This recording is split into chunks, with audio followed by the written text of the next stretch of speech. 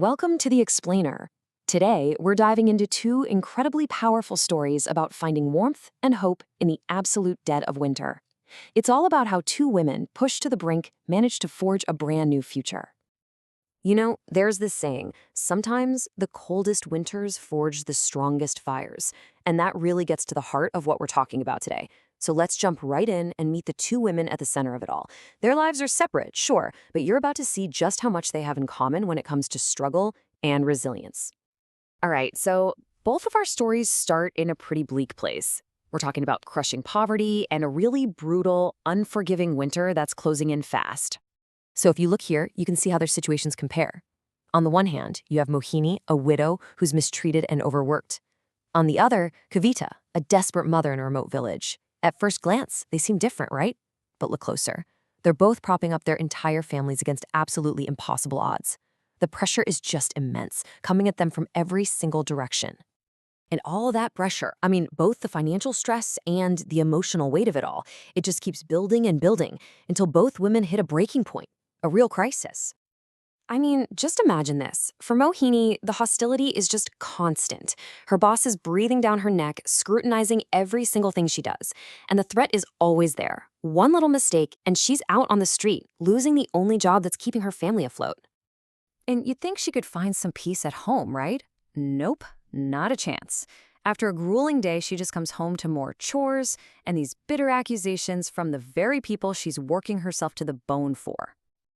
Now, Kavita's situation, it's not any better. Her husband, who's dealing with his own disability, is just so embittered and frustrated. Instead of being a source of support, he just adds to her stress, lashing out at her. And then there's the money. The scale of Kavita's crisis is just staggering. Look at that number, 5 lakh rupees. That's what she needs for her husband's surgery. For someone in her position, that's not just a lot of money, it's an impossible, completely unattainable amount.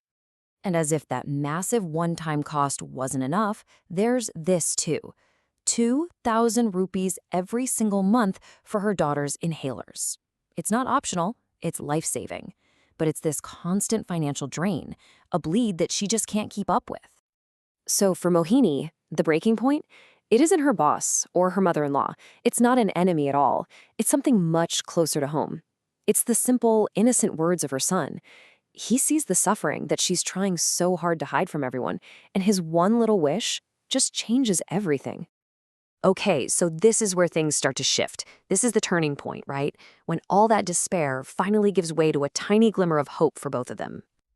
And what's so fascinating is how their hope takes two totally different paths.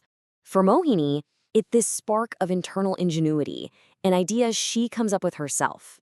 But for Kavita, it's more like an external kindness, a solution that literally just shows up at her doorstep, by chance. Just look at what Mohini does. Her resourcefulness is absolutely incredible.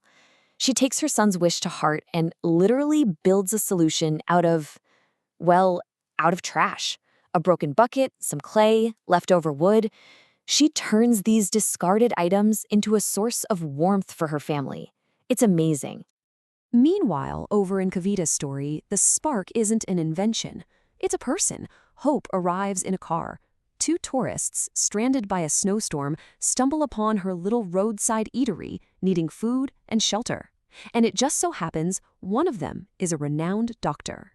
So you have these 2 small sparks, right? One is an invention born from desperation, the other is a chance encounter.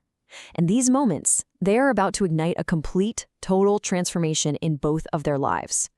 So Mohini's little heater, it has this unexpected ripple effect. Her mother-in-law, seeing her working in the cold, decides to bring her a shawl.